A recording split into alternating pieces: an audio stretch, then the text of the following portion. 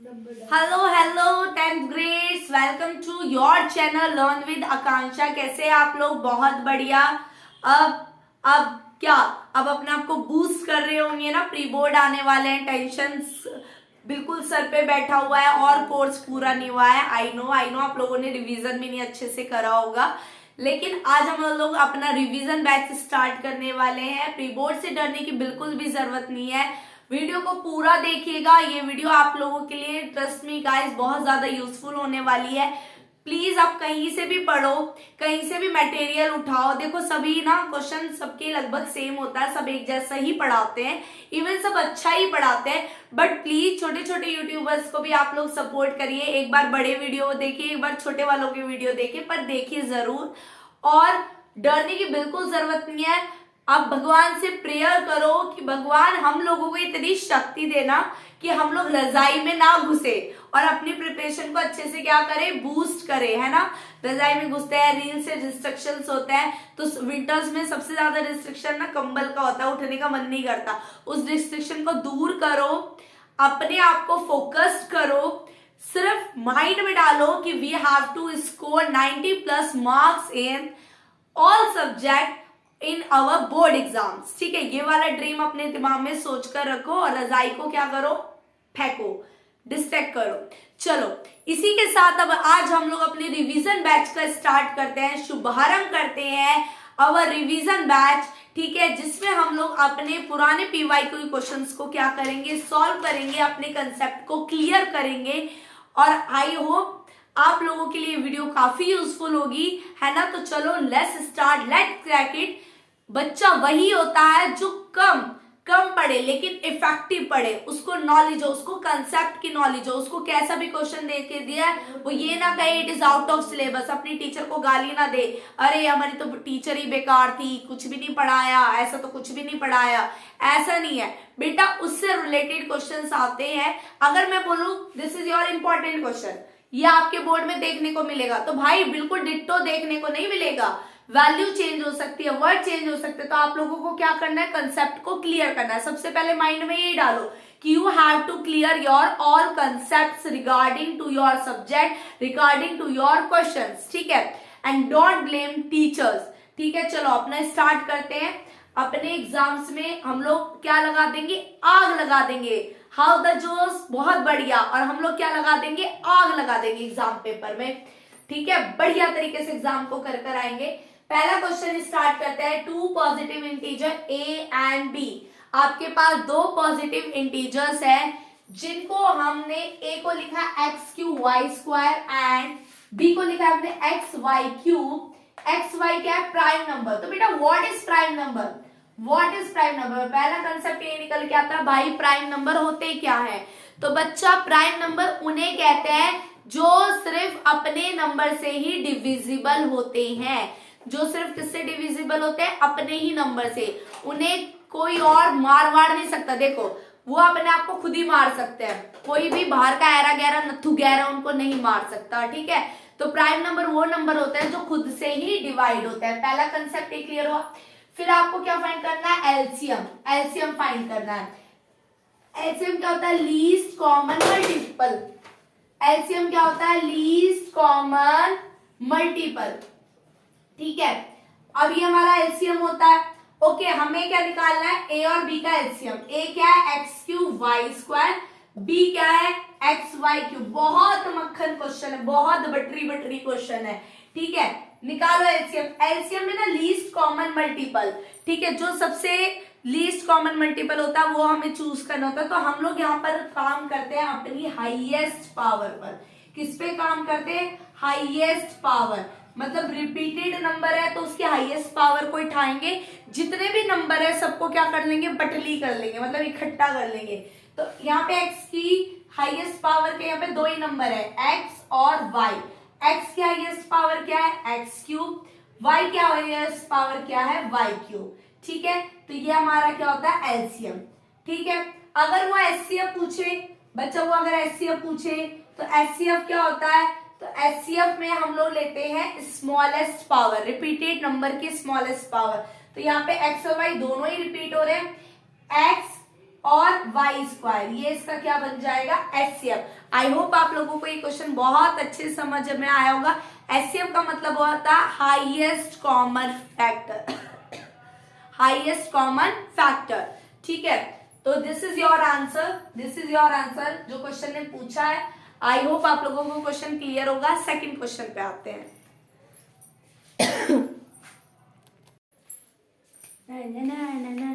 ये आपका second question है।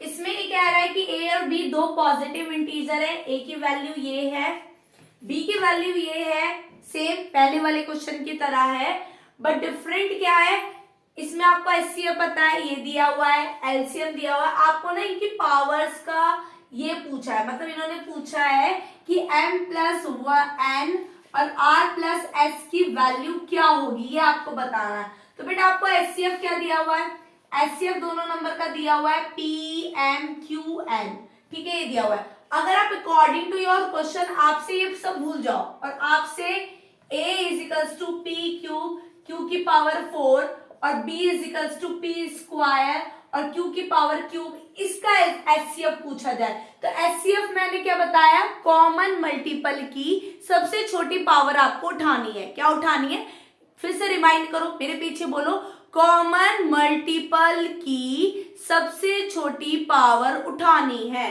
तो कॉमन मल्टीपल क्या है, कॉमन मल्टीपल है p और q, p की स्मॉलेस्ट है पावर स्क्वायर और q की स्मॉलेस्ट पावर है 3। तो डेट मीन्स यहाँ पर m की, अगर मैं इसको कंपेयर करूं तो m की वैल्यू आती है 2 और n की वैल्यू आती है 3।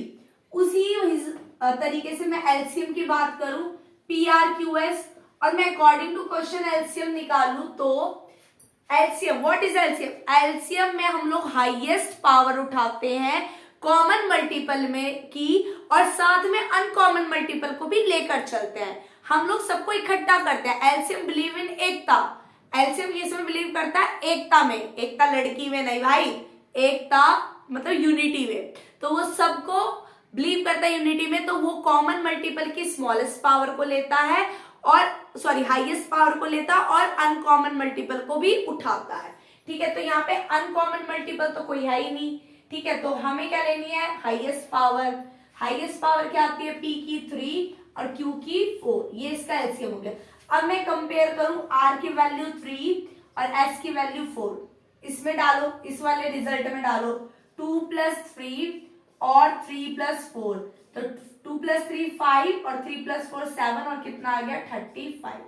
ये आपका सेकेंड ऑप्शन करेक्ट हो गया। आई होप आप लोगों को बढ़िया लग रहा होगा, क्वेश्चन अच्छे समझ में आ रहा होगा। अगला क्वेश्चन करते हैं, ठीक है।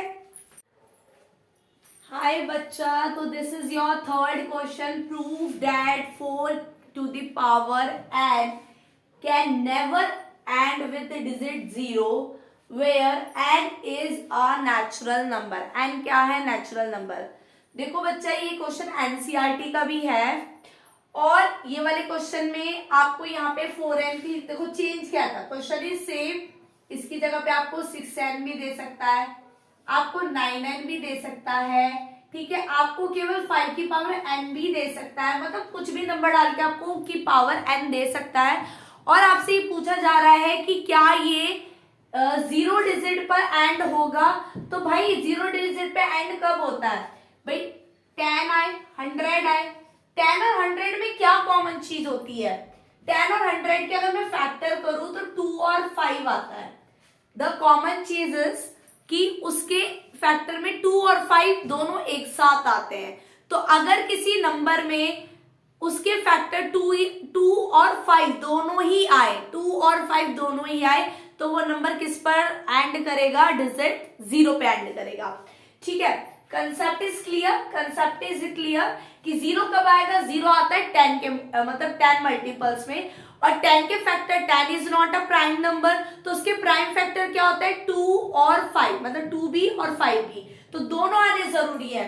तो अगर मैं 4n उठाऊं तो इसका प्राइम फैक्टर क्या होगा बेटा 2, 2 into 2, ठीक है, इसके फैक्टर में लिख सकते हो 2 into 2, ठीक है, that means it has only one factor 2, केवल और केवल क्या फैक्टर है 2, ठीक है, देयर इज नो फैक्टर 5, यहां पर कोई दूसरा फैक्टर नहीं है 5, तो इसका मतलब ये है कि ये 0 वाली डिजिट पे एंड्स करेगा ही नहीं। तो hence for any value of 4 की power n can never end with digit 0। देखो कितना आसान क्वेश्चन, बहुत इजी चैप्टर है बच्चा, बहुत इजी चैप्टर है। इफ आप लोगों को मैथ से डर है ना तो प्लीज आसान आसान चैप्टर तो करके ही जाना, बहुत आसान चैप्टर है, क्वेश्चंस भी बहुत आसान है, यूं ही मिनटों में सॉल्व हो जाते हैं। क्या कहा उसने, कहा कि 4 की पावर, अब मैं यहाँ पे 6 की पावर n की बात करूं, मैं 6 की पावर n दे दिया, मैंने तो पढ़ा ही नहीं, मैंने तो कभी आज तक 6 की पावर n मेरी तो टीचर ने करवाया नहीं है। यार बड़ी बेकार टीचर है हमारी, तो हमें कुछ पढ़ा, बेटा बेकार नहीं है टीचर, बहुत अच्छी है, उसने 4 की पावर n समझा दिया, आपको कंसेप्ट क्लियर कर दिया। क्या कंसेप्ट क्लियर करा कि अगर किसी का फैक्टर 2 और 5 आता है तो वो 0 पे एंड होगा। अब 6 के फैक्टर लिखो, 6 के फैक्टर क्या होता है 2 और 3, 5 तो यहाँ है ही नहीं, 5 तो यहाँ आ ही नहीं रहा, तो इसका मतलब यहाँ पे भी 0 नहीं आएगी, तो सेम थ्योरी हमें उतार देनी है। ठीक है, 9 को ले लो, 9 के फैक्टर करे क्या आया 3 इंटू 3, भाई यहाँ तो ना 2 है ना यहाँ 5 है, यहाँ तो दोनों ही नहीं है, यहाँ तो बेचारे दोनों ही नहीं है, 2 भी नहीं है 5 भी नहीं है, तो ये तो बिल्कुल ही एंड नहीं होगा डिजिट 0 पे। तो आई होप आप लोगों को ये वाला कंसेप्ट क्लियर होगा। अगला क्वेश्चन करते हैं, ये आपका क्वेश्चन नंबर 4 है।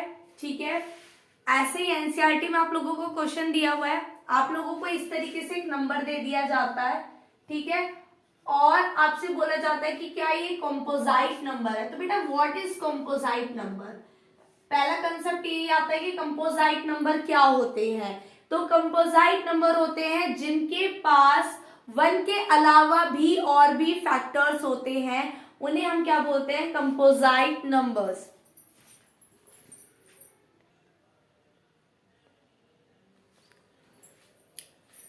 तो अगर मैं कंपोजिट नंबर की बात करूं तो सबसे पहले ना मेरी एक फैक्टराइजेशन थ्योरम करके आती है, उसमें ये कहता है कि किसी भी नंबर को अगर प्राइम फैक्टर के प्रोडक्ट के रूप में एक्सप्रेस किया जाता है, यूनिक वे में एक्सप्रेस किया जाता है, ऑर्डर मतलब नहीं रखता। सपोज करो, मतलब मेरे कहने का मतलब यह है कि सपोज करो आप लोग 15 को एक्सप्रेस करना है, तो 15 का क्या हो जाएगा 1 इंटू 3 इंटू 5, ठीक है, मैं इसको 1 इंटू 5 इंटू 3 भी लिख सकती हूँ, 5 इंटू 3 इंटू 1 भी लिख सकती हूँ। तो ऑर्डर मैटर नहीं कर रहा, लेकिन इसको मैं किसमें रिप्रेजेंट कर रही हूँ, प्राइम फैक्टर में। किसमें रिप्रेजेंट कर रही हूँ, प्राइम फैक्टर में। ठीक है, ये जितने भी है ये प्राइम नंबर्स है, तो इनको मैंने क्या बोला, प्राइम फैक्टर या प्राइम नंबर। अब कंपोजिट नंबर क्या होता है, तो प्राइम नंबर क्या होता है बेटा, प्राइम नंबर में, प्राइम नंबर की अगर मैं बात करूं तो वो नंबर इटसेल्फ और एक हो जाता है आपका 1, ठीक है। लेकिन अगर मैं कंपोजिट नंबर की बात कर रही हूं तो इटसेल्फ भी रहेगा, 1 भी रहेगा, इसके अलावा अदर देन फैक्टर, कोई और भी फैक्टर रहेगा। फॉर एग्जाम्पल मैं 4 की बात करूं तो 4 को मैं क्या लिख सकती हूँ, 4 को मैं 1 2 और 4, ये इसके फैक्टर होंगे 1 2 एंड 4, तो 1 भी है, 2 भी है और 4 भी है, तो ये क्या हो गया, कंपोजिट नंबर। ठीक है, तो कंपोजिट नंबर क्या होता है, वो नंबर जो खुद तो है ही, 1 भी है, अदर देन फैक्टर भी है। अब इसमें कॉमन, इसे कैसे सॉल्व करेंगे, इसे कंपोजिट बताना, तो 2 को कॉमन लिया, 7 इंटू 5 इंटू 3 प्लस 1, 7 5 जा 35, ठीक है,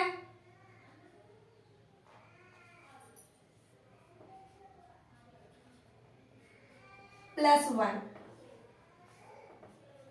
76, ठीक है। तो yes it is a composite number. तो ये कैसा हो गया, कंपोजिट नंबर। क्या करा हम लोगों ने, देखो 2 यहाँ तक मल्टीपल में है, यहाँ हम लोगों ने कॉमन ले लिया, तो 7 इंटू 5 इंटू 3 प्लस 1, 7 5 जा 35 और 35 को 3 से मल्टीप्लाई करेंगे तो 75 प्लस करा ये। अब ये देखो यहाँ पे क्या बोलते हैं, बहुत सारे फैक्टर हैं, अदर देन फैक्टर्स हैं, इसलिए ये नंबर क्या हो गया, कंपोजिट नंबर। आई होप आपको ये वाला कंसेप्ट भी क्लियर हुआ होगा। पहला कंसेप्ट हम लोगों ने क्या सीखा, prime number, sorry LCM HCF निकालना। फिर हम लोगों ने सीखा एंड डिजिट वाला, अब हम लोगों ने सीखा कंपोजिट नंबर वाला। अब हम लोग करेंगे formula, product of two numbers is equal to LCM and into HCF, उससे रिलेटेड क्वेश्चंस करेंगे, ठीक है। अब आपसे ये देखो, इस टाइप का क्वेश्चन दिया, एचसीएफ, ये दो नंबर है, इन दो नंबर का एचसीएफ है 13, आपको एलसीएम फाइंड करें। क्या करें, क्या करें, कैसे करें, कैसे करें, क्या करें, क्या करें, कैसे करें, तो भाई product of two numbers, product of two number is equals to LCM into HCF. ये एक फॉर्मूला होता है जिसके बेस पर इस टाइप के क्वेश्चन सॉल्व करे जाते हैं। अब आपसे यहाँ पे दो नंबर दिए हुए हैं, आपको एचसीएफ दिया, आपको एलसीएम फाइंड करना है। हो सकता है आपको दो नंबर दिए हो, एलसीएम दिया हो, एचसीएफ फाइंड करना है। हो सकता है यहाँ पे एक ही नंबर हो, आपको एलसीएम दिया हो और एचसीएफ भी दिया हो, तो आप दूसरा नंबर, तो कई तरीके से इस फॉर्मूले के बेस क्वेश्चन बन सकते हैं। तो 26 इंटू 169, ये मेरे पास दो नंबर है जिनका मुझे एलसीएम फाइंड करना है। एचसीएफ मुझे कितना दिया है, 30, डिवाइड में चला जाएगा, 26 इंटू 169 अपॉन 13, 13 2 जा 26 एलसीएम, ठीक है।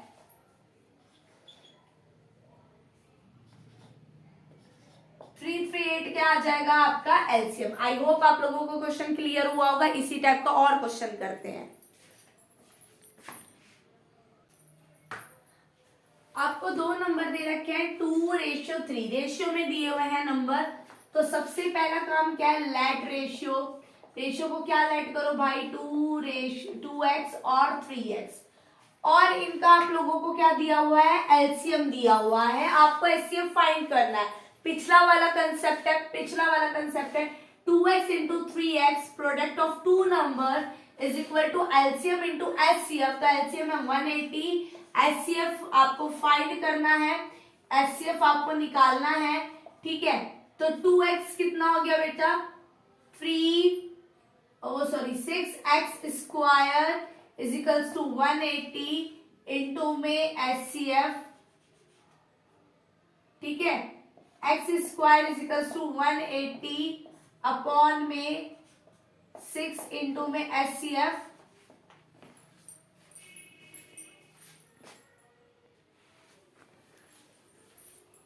ठीक है। और एचसीएफ को हम लोगों ने एचसीएफ को भी x मान लिया क्योंकि देखो दोनों में कॉमन आ रहा है। एचसीएफ भी क्या हो गया हमारे यहाँ पे x हो गया। तो अगर मैं करूं तो x square is equals to 30x, तो x square minus 30x is equals to 0, x common लिया, x माइनस 30 इक्वल टू 0। तो x की वैल्यू या तो 0 है या फिर क्या आएगी 30। अब 0 तो एचसीएफ हो नहीं सकता, तो आंसर क्या हो गया बच्चा 30, ठीक है। x की वैल्यू 30 आ गई, उन्होंने बोला एचसीएफ फाइंड करना है, तो एचसीएफ हमारा क्या आ गया 30। अगर नंबर बोलता तो 32 जा कितना होगा 60 और 90, ये हमारे क्या हो जाएंगे नंबर। तो ये दूसरा तरीके का कंसेप्ट भी क्लियर हो गया होगा, है ना। चलो आगे करते हैं। अब आते हैं हम अपने proof that √3 is an irrational number. √3 क्या है, एक इरेशनल नंबर है, ये आपको प्रूफ करना है। √3 की जगह पे आपको √2 भी दे सकता है, √5 भी दे सकता है, √7 भी दे सकता है। सबको करने का मेथड क्या होता है, सेम ही होता है, तो घबराने वाली बात नहीं है। बहुत अच्छा इंपॉर्टेंट क्वेश्चन है, बहुत बार एग्जाम्स में देखने को मिलता है, ठीक है। तो आप कह सकते हो let √3 be is a rational number. हमने √3 को रेशनल नंबर माना है, so we can write √3 as a upon b। √3 को मैं क्या लिख सकती हूँ, a upon b, where a and b are prime number. a और b क्या है, प्राइम नंबर। अब प्राइम नंबर है तो इनका कॉमन फैक्टर क्या होगा, so common factor is 1। Common factor क्या होगा बच्चा, 1 होगा। कॉमन फैक्टर क्या आ जाएगा 1, ठीक है। हमने क्या कहा, √3 को हमने रेशनल नंबर माना है। √3 a अपॉन b की फॉर्म में लिखी जा सकती है। a और b प्राइम नंबर है और उनका कॉमन फैक्टर क्या होता है, 1 होता है। उनका कॉमन फैक्टर क्या होता है, 1 होता है। ठीक है, तो √3 is equal to a upon b। मैं करूंगी on squaring both side, both side मैंने स्क्वायर कर दिया, तो 3 इज इक्वल्स टू क्या हो गया, a square upon b square. 3b square is equals to a square. तो हम क्या लिखेंगे कि a square is divide by 3। a square किससे डिवाइड हो रहा है, 3 से, तो a is also divisible, a is also divisible by 3। हाँ भाई कह सकते हैं डिविजिबल बाय 3। ठीक है, इतना करा। अब मैं यहाँ पर a की वैल्यू 3c लिखना चाह रही हूँ। ठीक है, a की वैल्यू क्या रहेगी, 3c, तो 3b square is equals to 3c का whole square, 3b square is equals to 9c square, b square is equal to 3c square. ठीक है, अब ये क्या कह रहा है, ये क्या कह रहा है, ये डिवीजन थ्योरम के अकॉर्डिंग कह रहा है कि b square is divided by या divisible by 3। b square divisible है, ठीक है, तो b इज ऑल्सो, b किससे डिविजिबल होगा भाई, b जो है वो 3 से डिविजिबल हो जाएगा। आइला ये क्या हो गया इस क्वेश्चन के साथ। हम लोगों ने अब तक बकवास ही करी थी, हमने माना था कि a और b का कोई भी कॉमन फैक्टर नहीं है 1 के अलावा, पर लेकिन ये क्या, यहाँ पर a का फैक्टर आता है 3, b का फैक्टर यहाँ पर आता है 3, सो a and b have a common factor 3 other and b, so a and b have a common factor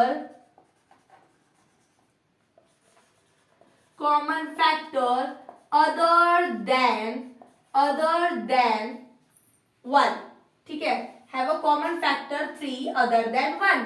तो इसका मतलब हमने जो कुछ भी करा था बकवास, एक मिथ था, मिथ्या थी। ये कैसे हो सकता है, ये तो हमारे साथ सरासर नाइंसाफी है, बट हमें इस नाइंसाफी को अपनाना पड़ेगा और इस मिथ्या को लिखना पड़ेगा।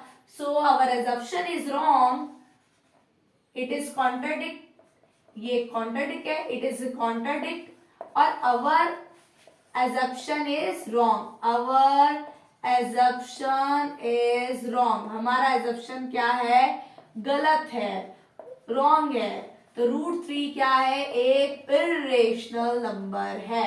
ठीक है बच्चा, समझ आ गया होगा। ऐसे ही √2 करना है, ऐसे ही √5, ऐसे ही √7 सॉल्व करना है।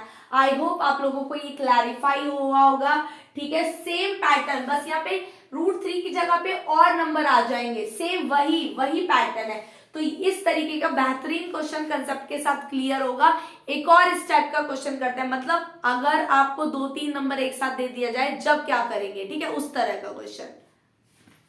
पर आपको है, सेम ही तो क्वेश्चन है, अगला क्वेश्चन कर रहे हैं हम लोग, सेम ही तो क्वेश्चन है, क्या फर्क है, 2 बार उतार दिया है ना, कॉपी कर दिया 2 बार, फर्क है बेटा।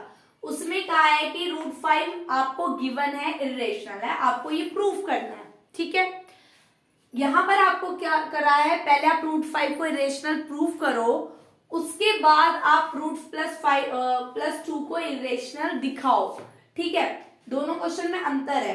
पहले क्वेश्चन में आपको गिवन है कि वो इर्रेशनल है, लेकिन दूसरे में वो गिवन नहीं है, वो पहले आपको प्रूफ करना है।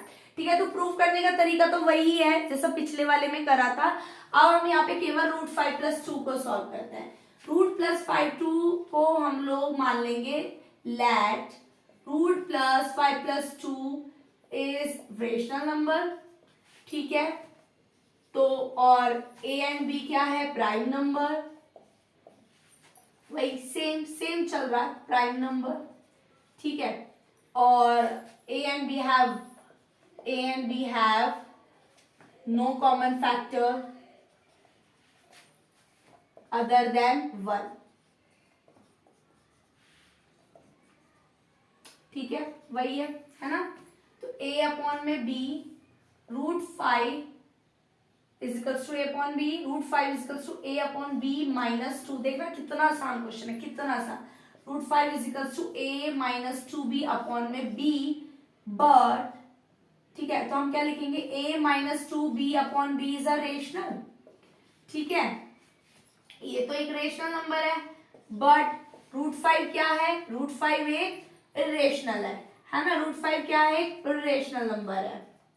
अब रेशनल इरेशनल के बराबर थोड़ी ना हो सकता है, तो a minus 2b upon b is also rational number, also irrational. ठीक है, ये भी इरेशनल हो जाएगा। अब ये इरेशनल नंबर हो जाएगा तो √5 प्लस 2b क्या हो जाएगा, इरेशनल नंबर। हमारी कंट्राडिक्शन क्या हो जाएगी, मतलब हमें फिर वो बकवास से लिखनी है थोड़ी बहुत। ठीक है, और फिर हमारा ये क्वेश्चन क्या हो गया, क्लियर, क्योंकि हमें यहाँ गिवन था √5, पहले प्रूव करना तो प्रूव करके लिखो। आपको तो पता ही है √5 इरेशनल होता है, अगर इरेशनल रेशनल के बराबर आ जाएगा तो वो वैल्यू भी क्या हो जाएगी, वो वैल्यू भी इरेशनल हो जाएगी, तो पूरी की पूरी वैल्यू ही इरेशनल हो जाएगी। आई होप आप लोगों को सारे कंसेप्ट क्लियर हो गए होंगे। अब हमारे पास इस चैप्टर में बचती है वर्ड प्रॉब्लम, वर्ड प्रॉब्लम्स बचती हैं, वर्ड प्रॉब्लम की प्रैक्टिस करनी है। अब कब करें वर्ड प्रॉब्लम की प्रैक्टिस, तो इस सेशन को ज्यादा लंबा नहीं करना है, क्योंकि हमें पढ़ना है, अच्छे से पढ़ना है, इफेक्टिव पढ़ना और मन लगाकर पढ़ना है। सबसे पहली बात, मन लगाकर पढ़ना है। सारे एक साथ पढ़ लेंगे तो होश पोस। I know you have a target कि 1 डे में आप 1 चैप्टर तो क्लियर करो, बट इतना भी क्लियर मत करो क्योंकि कि आप लोगों का मन भी ना लगे। तो वर्ड प्रॉब्लम हम लोग अगले सेशंस में लेते हैं। ठीक है, तब तक के लिए अपना ध्यान रखिए, अच्छे से तैयारी करिए, वीडियो को वॉच कीजिए, सब्सक्राइब करना नहीं भूलना है चैनल को, और ज्यादा से ज्यादा शेयर करिए। Bye bye.